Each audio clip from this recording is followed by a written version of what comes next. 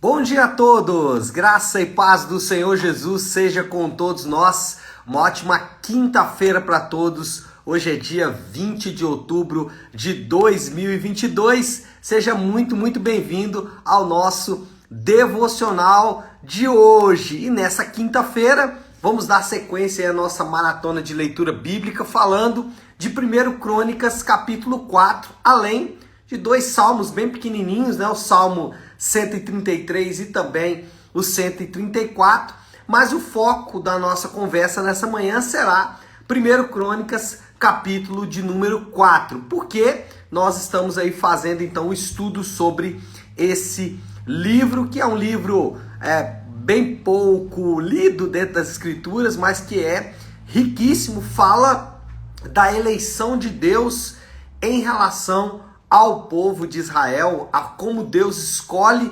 elege, capacita e também sustenta a nação de Israel para o cumprimento dos seus planos e dos seus propósitos. Hoje nós vamos falar da escolha dos judeus. Nós já falamos da escolha de Abraão, como Deus escolheu Abraão.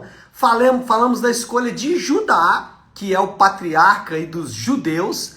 Falamos da escolha de Davi como aquele que foi o rei principal da nação de Israel. E agora nós vamos falar dos judeus. E aí, quando a gente fala judeus, esse termo judeus é um termo tardio, né? Não é um termo tão comum assim no Antigo Testamento, e refere-se especialmente àqueles que faziam parte da tribo do sul, ou do reino do sul, que eram aqueles que pertenciam à tribo de Judá, por isso judeus. Então a gente vai falar desse povo hoje. Eu quero citar aqui o texto do versículo 1, capítulo 4, que diz assim, 1 Crônicas, capítulo 4, versículo 1. Estes também foram os descendentes de Judá: Pérez, Esrom, Carmi, Ur e Sobal. Bom, já falamos anteriormente dos principais descendentes de Judá no outro devocional.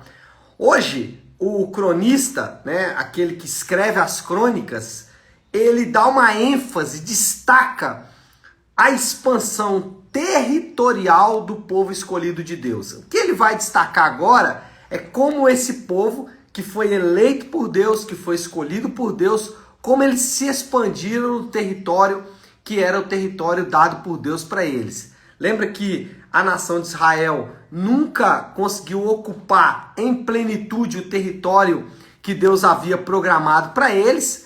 Contudo, nós podemos perceber que, ainda que eles não tivessem ocupado todo o território, eles fizeram uma boa ocupação do território que Deus havia programado para eles. Além disso, o cronista vai falar da formação de Judá, que, como eu disse, era uma das tribos mais importantes da nação de Israel, especialmente ali em relação ao sul, e ele vai falar também da restauração. Esdras, que é o cronista, quem escreve o 1 Crônicas e 2 Crônicas, sempre deu ênfase tanto a formação como a restauração de Judá, até porque, se você se lembrar, Esdras, ele fazia parte do povo que veio do exílio babilônico, e eles então são chamados por Deus para reconstruir Jerusalém. E óbvio, Jerusalém como capital de Judá é então tema constante de Esdras, tanto a formação do território judeu, como também da restauração do território judeu, restauração essa que acontece após o cativeiro babilônico. Então essa é a ênfase do capítulo 4, tanto a formação como a expansão e a restauração de Judá, dessa tribo tão importante para o povo de Deus. Primeira coisa que a gente quer destacar aqui, a partir dessa nossa introdução, é a expansão do território era parte da eleição de Deus. Olha esse versículo 10, vai falar de um cara chamado Jabes. É um cara que tem pouquíssima informação sobre ele na Bíblia. Aliás, a única informação que temos é essa que está aqui nos versículos 9 e 10. Mas o 10 fala assim: Jabes orou ao Deus de Israel. Olha a oração dele. Abençoa-me e aumenta as minhas terras. O que é isso? Ele está orando para que Deus aumente a terra dele, porque a expansão territorial era parte da eleição de Deus sobre o povo. O povo se expandiu e conquistou muito território como demonstração da bênção de Deus. Aqueles que eram eleitos, uma maneira de saber que eles eram eleitos era exatamente o fato de que Deus dava crescimento territorial para eles. A bênção de Deus para esse povo aqui, a bênção de Deus para a nação de Israel, estava ligada diretamente à expansão territorial. O judeu, ele tinha uma visão clara de que se Deus estivesse abençoando, eles cresceriam territorialmente. Então, muitas expressões, né, que a gente até repete sem prestar muita atenção no seu contexto, aquela expressão, por exemplo, nós não somos cauda, mas cabeça. Isso tem a ver com a bênção de Deus sobre os eleitos para a expansão territorial. Outro texto bem conhecido que destaca a bênção de Deus como evidência da eleição é o famoso texto de Josué: aonde a planta do teu pé pisar, eu te darei. Ou seja, o sinal, a evidência de que Josué era eleito era exatamente o fato de que havia expansão territorial durante a caminhada de Josué. Bom, o que isso tem a ver para mim e para você? Uma pergunta que eu escuto com grande frequência é: como eu posso saber se eu sou eleito ou não? As pessoas chegam a admitir, então, por fim, depois de convencidos pela palavra de Deus e convencidos pela lógica de que não há outra maneira de Deus fazer a não ser através da eleição, essas pessoas então dizem: bom, eu agora entendo, então tá, existe a eleição, mas como saber se eu sou eleito? Bom, o eleito, ele vai ter pelo menos duas evidências claras. Assim como era a evidência da eleição de Deus sobre o povo de Judá, a sua expansão territorial, para os crentes, a evidência da eleição ela passa por dois aspectos. Primeiro, eles vão escutar o chamado daqueles que o elegeram. Como Deus chama pessoas? Ele chama pessoas através da pregação do evangelho.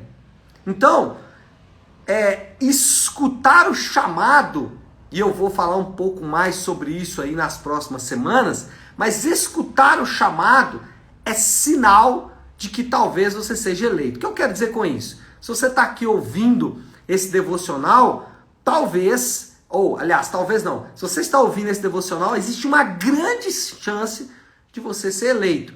Por quê? Os eleitos, eles escutam o chamado. E a partir daí, o que acontece? Eles atendem ao chamado. O eleito, ele não consegue não atender ao chamado.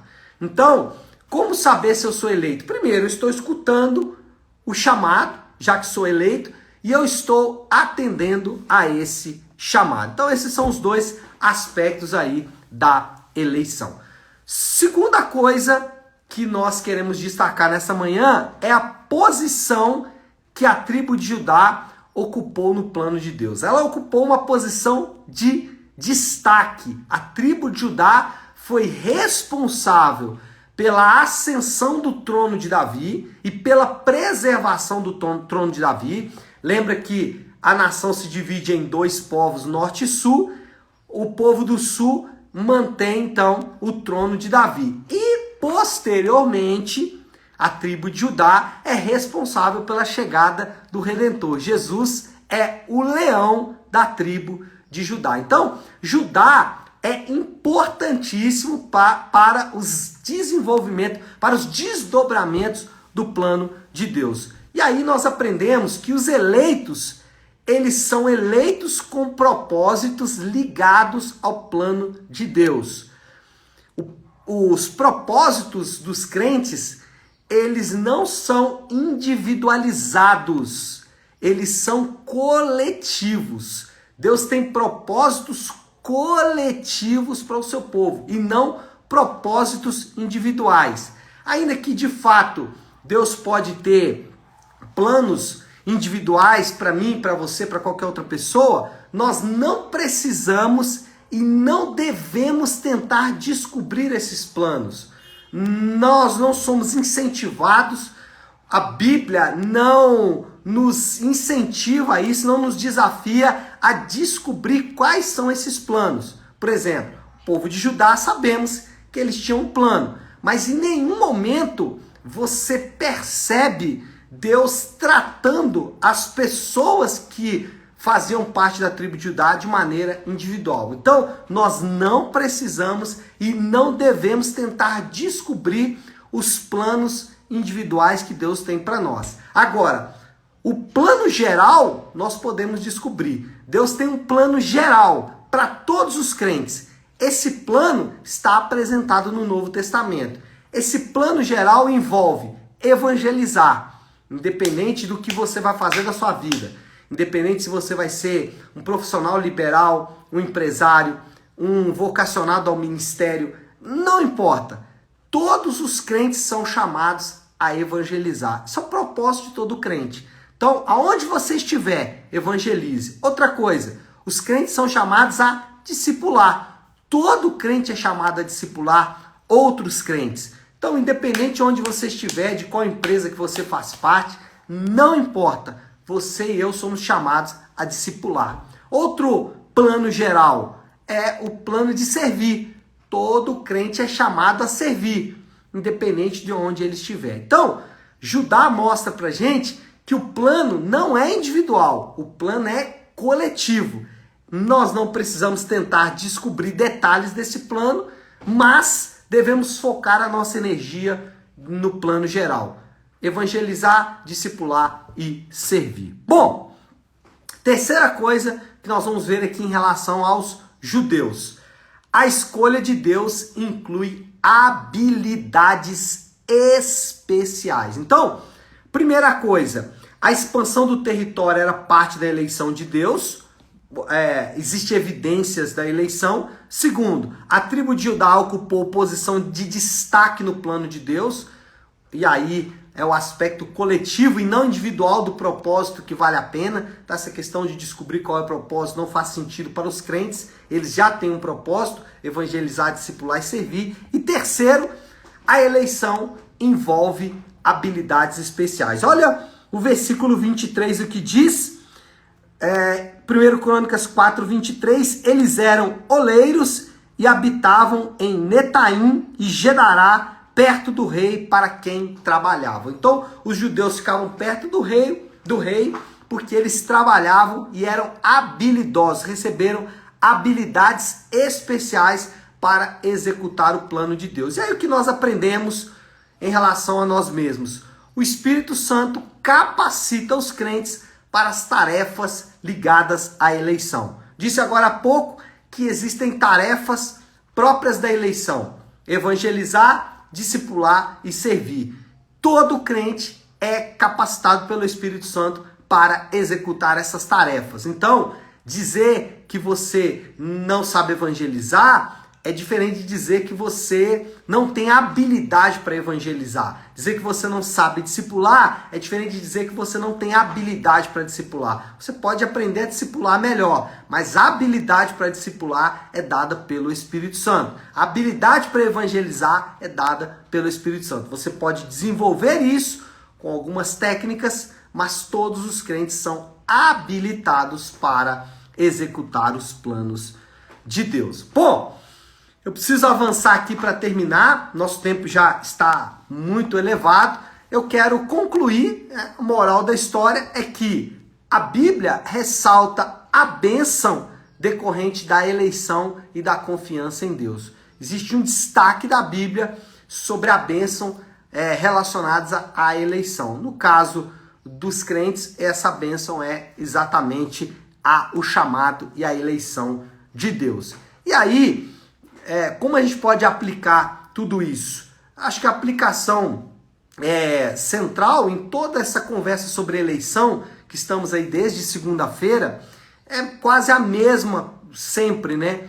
Se hoje você ouvir a voz do Senhor, não endureça o seu coração. Isso vale para dois grupos de pessoas. Talvez você já anda com o Senhor, já serve o Senhor, você está ali um pouco desanimado, um pouco frio, um pouco abatido.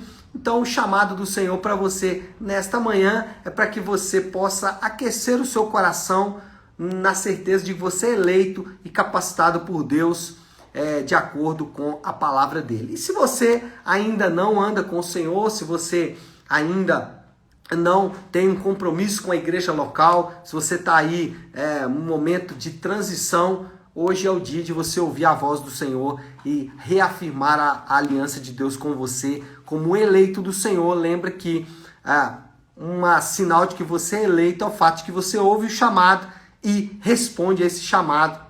E aí nós vamos falar mais para frente sobre a eleição, como nós respondemos a esse chamado, mas de forma resumida, através da fé e do arrependimento. Tá certo?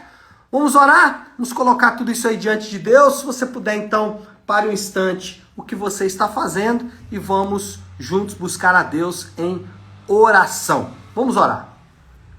Querido Deus, Pai de amor e graça, diante do Senhor que nós nos colocamos nesta manhã. Primeiro, Pai, reconhecendo que nós somos lentos em obedecer o teu chamado.